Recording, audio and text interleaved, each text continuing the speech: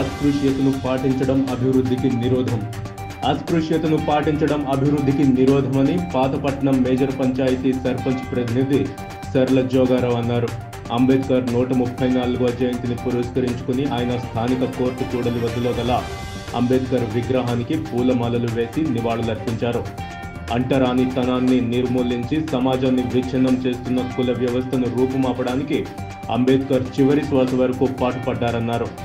తన అఖండ మేధో సంపత్తితో భారతదేశానికి గొప్ప రాజ్యాంగాన్ని అందించిన విద్యావేత్త అంబేద్కర్ అని కొనియాడారు.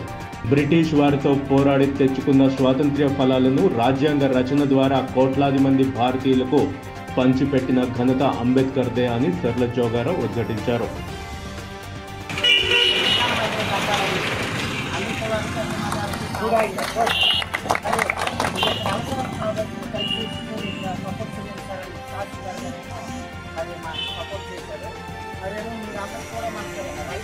రాలేదు. మేము పంచాయతీ గ్రూప్ అయితే మన రైతు తయారు చేయగలుగుతాము.